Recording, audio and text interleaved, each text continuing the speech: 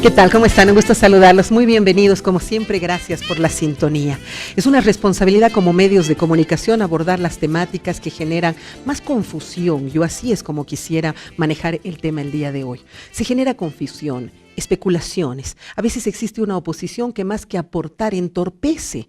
Lastimosamente, otras instituciones tampoco ayudan realmente a entender el tema y que juntos, como bolivianos todos, como hijos de madre todos, como mujeres que en cualquier momento podemos embarazarnos, no lo abordamos así. Lo abordamos a partir de las mezquindades, de las miserias, de los egos, de las camisetas políticas y no desde un verdadero compromiso con lo social. Porque las normas que se aprueben ahora van a quedar en el transcurso del tiempo, porque las leyes que ahora se las promulgue, las van a vivir nuestros hijos y nuestros nietos. Nuestra responsabilidad es muy grande, pero como medios, ya que no podemos tener voz ni voto, por lo menos podemos orientar para entender qué sucede.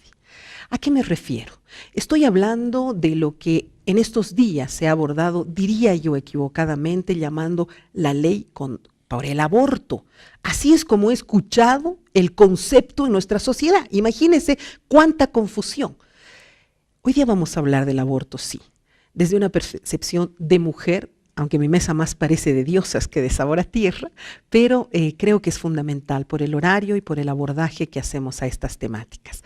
Doy la más cordial bienvenida el día de hoy a una amiga de siempre, que además luchadora, aguerrida, feminista y siempre procurando proteger a las mujeres, Teresa Morales, exministra de Desarrollo. Hola, Tere, ¿cómo estás? Encantada, Verónica, siempre de estar en este programa y en todos los demás. Para mí también es un gusto tenerte. Por primera vez en mi mesa, joven, llena de conocimiento.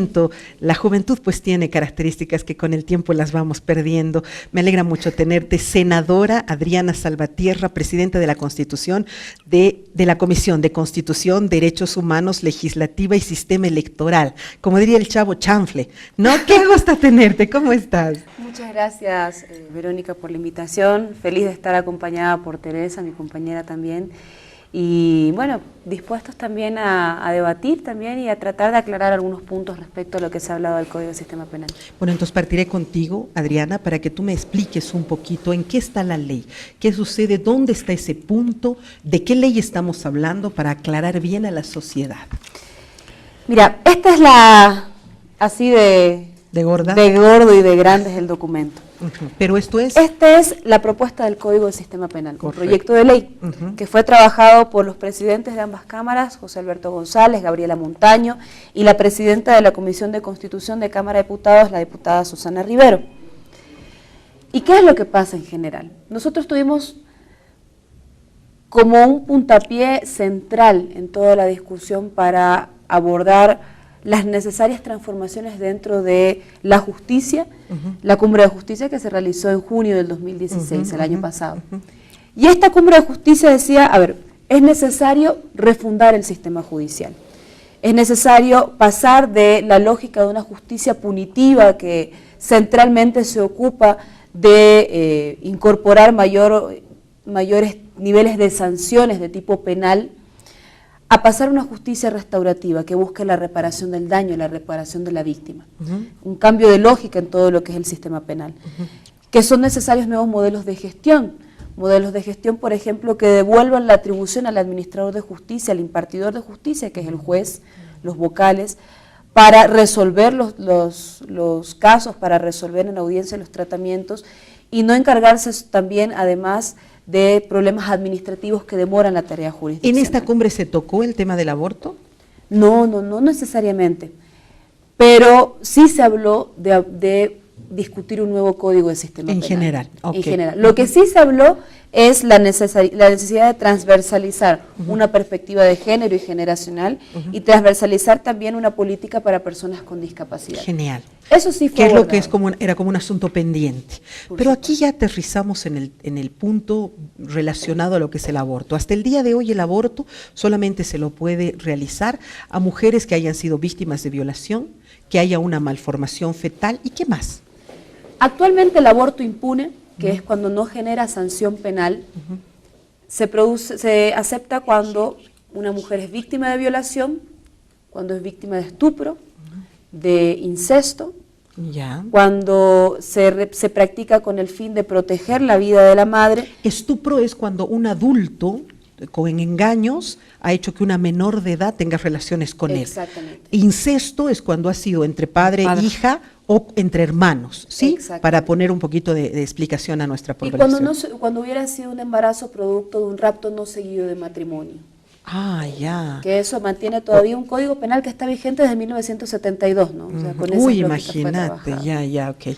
De los tiempos de la dictadura del general Banzer. Entonces, esas causales en este momento no han logrado contribuir a una solución integral respecto a abortos clandestinos que se están produciendo y que están cobrando vidas de aproximadamente 500 mujeres al año. Ahí me voy a quedar, ¿sí? Y porque me vas a explicar mucho más. ¿Cuál es la razón de que trabajemos en este tema en este momento en el Parlamento? Ya que se está haciendo una reconfiguración y digamos una actualización de lo que es este código del sistema penal, hubiera sido dramático no tocar este punto relacionado a cómo la mujer puede disponer de su cuerpo, podríamos decir, pero también de su futuro, de su vida y defenderse. Bueno, es una de las tareas pendientes del legislativo, ¿no? Adriana, bueno, el equipo que ha trabajado, Gabriela, Gringo, Susana, han tomado en sus manos todo lo que había que hacer, y una de las cosas que había que hacer era cumplir una sentencia constitucional del año 2014, porque había habido una demanda de inconstitucionalidad de una anterior gestión, de una diputada anterior, que había concluido en una sentencia constitucional. Y en la sentencia se establece que se exhorta a la Asamblea Legislativa para que atendiendo a la interpretación efectuada en el fundamento jurídico tantos de la Constitución Política, en el ámbito de sus competencias y las recomendaciones de los organismos internacionales en el marco de la progresividad de derechos de la mujer, desarrollen normas que garanticen el ejercicio de los derechos sexuales y reproductivos conforme a lo establecido en el artículo 66 de la Constitución. Además, esta sentencia indica que el aborto debe ser penalizado. Ya. Por lo tanto, no hay en la mesa del legislativo ninguna propuesta que diga despenalización del aborto. Como se ha malinterpretado durante todo este periodo. El artículo 157 del código que Adriana muestra es un solo artículo que habla del aborto. Bueno, yo te sugiero que a Adriana le permitas, ¿no?, escucharla después o en otro programa, cómo está concebido todo el Código Penal, que es una revolución penal, es la ley de la esperanza, es el código de la esperanza para los ciudadanos y ciudadanas. Qué maravilla. Tiene extraordinarias cosas, todo el viacrucis que uno sufría antes en la justicia se elimina totalmente en este diseño, y ojalá en otro programa puedas abordar el Código Penal completo, porque este es un solo artículo. Claro, es pero que ha generado mucho conflicto, mucho debate, mucha además malinterpretación. La mayor parte de la gente, interesadamente o no, lo que ha hecho es opinar sin haber leído el artículo y sin haber entendido que el trasfondo de este artículo es una sentencia del Tribunal Constitucional que, como aquí dice la palabra, exhorta a la Asamblea Legislativa. Qué importante. Esta base es pero trascendente para poder entender lo que es mucha gente, incluida yo, personalmente podemos pensar que hay que despenalizar el aborto. Es más, ¿por qué tendría que entrar algo despenalizado en el Código Penal? A lo mejor había que simplemente no tratarlo, pero hay un mandato de una sentencia constitucional. Somos un Estado de Derecho, diputados, senadores tienen que cumplir las normas de un Estado de Derecho. No pueden pasarse por encima una sentencia. Entonces se ha hecho una despenalización, más bien una determinación de ampliación de causales. Esas causales que Adriana ya ha leído, ya no son esas solamente, sino ampliación de causales para que se permita el aborto. Así es como lo leí la semana pasada en el periódico Página 7, y eso me dio la luz para poder entender que no era el tratamiento que se le estaba dando hasta ese momento. Vamos a ver, el ministro Arce ha pedido a la sociedad hacer una lectura del aborto en base a la realidad, más que a las creencias de la fe católica. Vamos a ver la nota, por favor. Y el Estado, la sociedad, tiene que hacer pues una lectura correcta de la realidad, más allá de las creencias incluso y de la fe católica que algunos de nosotros podamos profesar.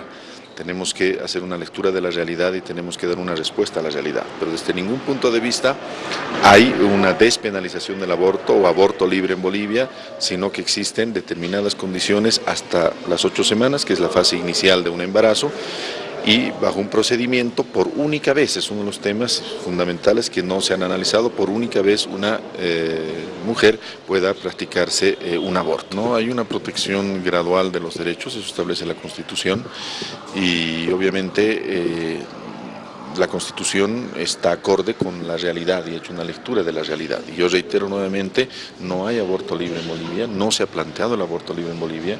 Si ustedes revisan con todo cuidado este artículo, no plantea esa situación, sino plantea determinadas condiciones y características excepcionales para que antes de las 8 semanas, es decir, al inicio mismo de la gestación, puedan darse en condiciones absolutamente salubles, lógicas y de vida. Además, se ha recogido sobre este tema ya una sentencia constitucional muy sabia que dictó el Tribunal Constitucional Plurinacional de Bolivia y se ha trabajado sobre ese camino. Y se autoriza en casos, reitero, que están normados en la norma por una única vez y con una temporalidad condicionada. No existe la figura del aborto libre en el país, tenemos que hacer leyes que reflejen nuestra realidad y para proteger a los ciudadanos, para proteger en este caso a las mujeres y a la mujer. Muy bien, ahí está, ahí está, la aclaración es muy precisa la que hace el ministro Arce, y a mí me gustaría entender, me decías en la pausa que hay un paraguas a partir del cual se está trabajando todo este tema, que es esta determinación constitucional, pero además un punto, ¿cuál es? A ver, lo central es entender que esto no podía ser retirado del Código Penal. Cuando hablamos de despenalización, hubiera significado que al retirarse del Código Penal no genere ni infracción ni penalidad. Es decir, una mujer que se hubiera practicado una interrupción voluntaria del embarazo no hubiera sido sometida pues a un proceso ni de investigación ni nada, etcétera. O sea, no pasaría al ámbito penal. Pero la sentencia constitucional además nos ordena, nos exhorta a la Asamblea Legislativa a que desarrollemos normativas que coadyuven a resolver los abortos clandestinos. Correcto, exactamente. Estos abortos clandestinos en realidad, y este mandato de la sentencia lo estamos cumpliendo con esta propuesta de artículo. Que en realidad esa es la dificultad. La mujer sí aborta. Sería estúpido creer que no. Sería vendarnos los ojos y tapar el sol con un dedo. Las mujeres abortan, toman una decisión sobre su cuerpo y lo hacen más allá de la edad. Lo dramático es que las perdemos en ese intento. Lo dramático es que van a los lugares más poco profesionales, si podemos llamar así, y terminan con serias dificultades, terminan siendo infértiles, terminan muriendo con serias infecciones. Entonces, esa era la más clara determinación que podía haber. ¿Qué dice el artículo, Adriana? El artículo 157 menciona que, en su parágrafo quinto, la propuesta es que no constituye infracción penal cuando la interrupción voluntaria del embarazo sea, primero, solicitada por la mujer. La mujer decide sobre cuáles son las causales a partir de las cuales ella puede practicar una interrupción voluntaria del embarazo. Lo segundo es que se tiene que realizar dentro de las 8 primeras semanas de gestación. A ver, una mujer pide, quiero ir y abortar, siempre y cuando está dentro de las causales. Sí. ¿Cuáles son esas causales? Dentro de las 8 semanas de gestación y por una sola vez, cuando la mujer se encuentra en situación de calle o pobreza. Calle o pobreza, ya. Que va a ser, de hecho, va a ser, igual lo va a hacer, pero lo va a hacer en un lugar clandestino y va a morir. Exacto. O va a terminar infectada, o va a terminar, pero, ok. Lo central de esto es comprender que tal cual está la normativa, lo único que genera es desigualdad social. Porque hay mujeres que pueden pagar en clínicas o en consultorios, y hay mujeres que no pueden pagar. Entonces recurren a mala administración de pastillas, recurren a clínicas clandestinas, y como decía, las muertes son muy dolorosas porque es por hemorragias, por infecciones o causan infertilidad de aquí a un tiempo. Entonces hay una diferencia también, y esto es importante entenderlo, hay una diferencia y hay una brecha social entre las mujeres que después de abortar, porque muchas lo practican, después de abortar hay quienes continúan con su vida, y hay quienes mueren. Correcto. Ahora, se hablaba del tema pobreza. Decía, se está asociando este tema con la pobreza, pero es a eso a lo que te refieres. Una mujer con ingresos, con profesión, que no está en situación de calle, no puede ir y pedir realizarse un aborto. Porque evidentemente esto después seguramente será abordado desde las visitadoras sociales, que usualmente son trabajadoras sociales, que revisen pues, y hacen un examen de las condiciones en las cuales un paciente recurre a los servicios de salud, etc. Seguramente esto va a estar sometido a esta clase de verificaciones y reglamentaciones. Bueno, si te he interrumpido, ¿y era en situación de calle O pobreza. O que no cuente y declare no contar con los recursos suficientes para la manutención propia o de su familia. Es decir, una mujer que no cuenta con los recursos necesarios. Cuando hablamos de esta situación de desigualdad, y lo hablábamos antes de que empiece el problema es que los datos que tenemos en este momento son de las mujeres que recurren a los servicios públicos de salud posteriores a las complicaciones en el embarazo. Claro, ahí es donde se enteran los datos ustedes, ahí es donde pueden realmente saber cuál es el número de mujeres. Y precisamente hay otra cifra de mujeres que o recurren a clínicas privadas para atenderse después de practicarse un aborto, o que no enfrentan complicaciones, y ahí existe una desigualdad social, porque las mujeres pobres, son las que recurren a los centros de salud públicos ante las complicaciones.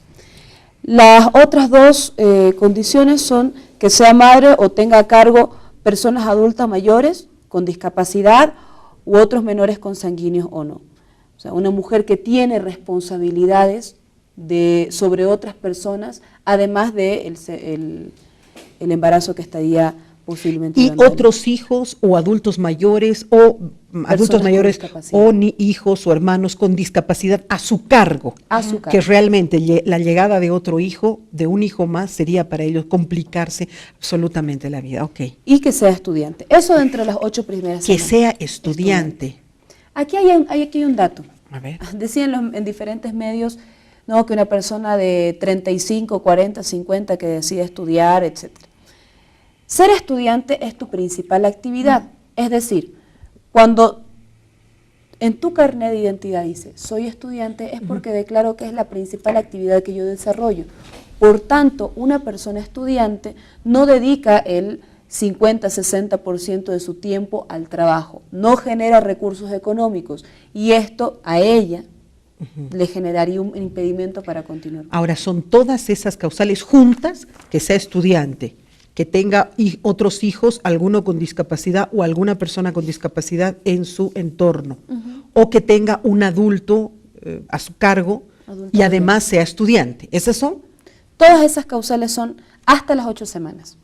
Hay otras causales que en cualquier etapa de la gestación pueden generar el aborto impune, que son las mismas que ya están en el Código Penal vigente, cuando sea producto de una violación, cuando sea para prevenir un riesgo presente o futuro para la vida de la mujer embarazada, cuando la embarazada sea niña o adolescente, en los casos de estupro, por ejemplo, que tenían contemplados en el Código Penal, cuando sea consecuencia de reproducción asistida no consentida por la mujer, y cuando se detecten malformaciones fetales incompatibles con la vida. Que ya todo eso estaba en la anterior. Sí, un dato sí con las malformaciones fetales incompatibles con la vida.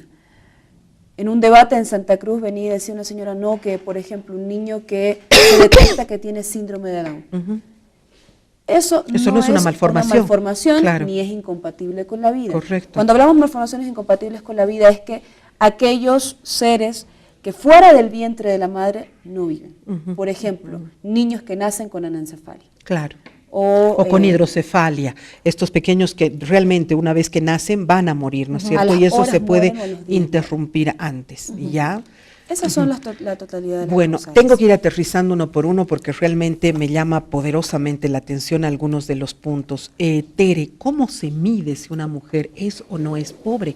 Porque todas podrán en un momento ir y acudir y decir, yo no tengo capacidad de mantener a mis hijos. Tú ves, yo a veces las veo a mis comadres, comerciantes, ¿no? En el preste todas están con el marido, pero después cuando están en las marchas es que soy mujer sola, dicen, no soy abandonada por el marido. Me asusta un poco esa posibilidad de la manipulación.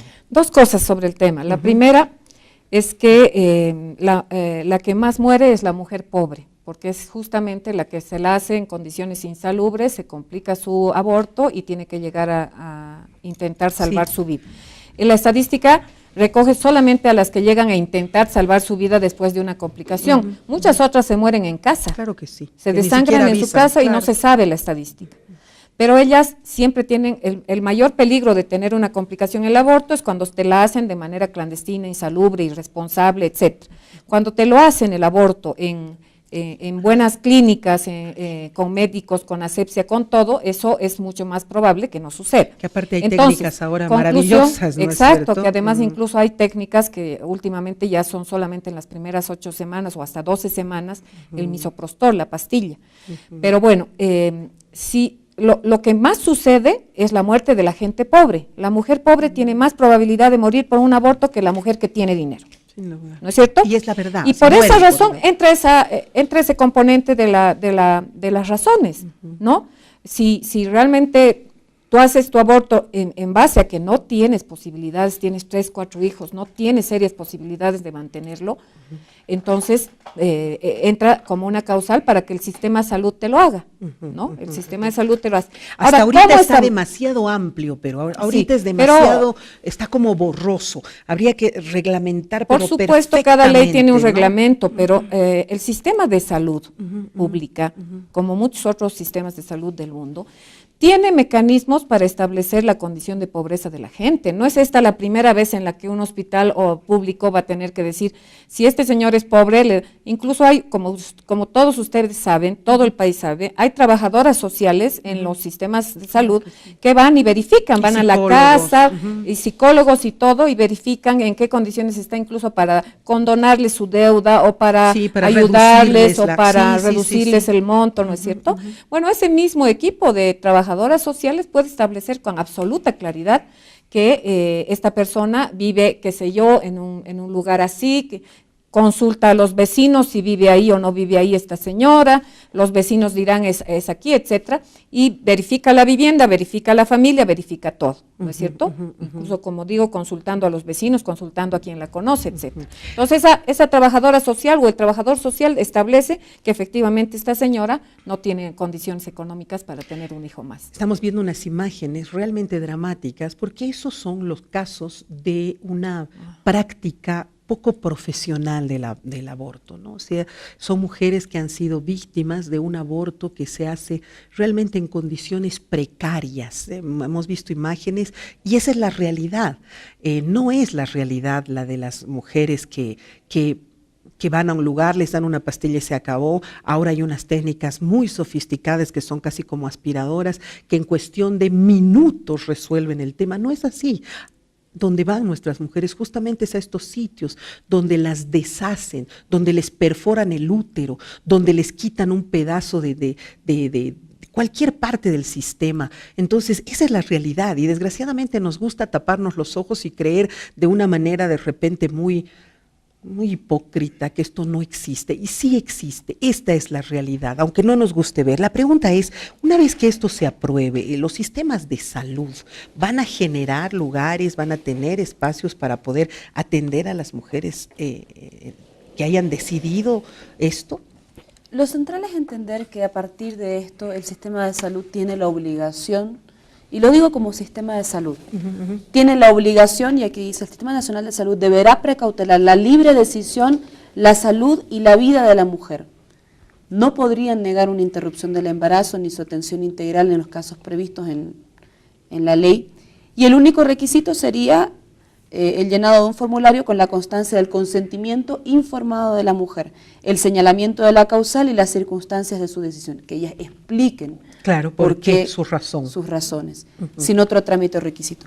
Pero aquí es necesario, ya actualmente el sistema de salud debe garantizar que las mujeres que practican interrupciones del embarazo sean atendidas en los sistemas de salud por las causales que están vigentes. Lo que estaba generando conflicto en este momento era la objeción de conciencia. El sistema de salud debe entenderse como la integralidad de los proveedores de servicios de salud. Quizás existan médicos que puedan alegar objeción de conciencia, pero el sistema de salud no puede alegar objeción de conciencia. Correcto. El sistema de salud debe proporcionar atención inmediata, oportuna, eficiente y con calidad y con calidez a la mujer que presente su propuesta presente su solicitud de interrupción de embarazo dentro de las causales contenidas. Okay.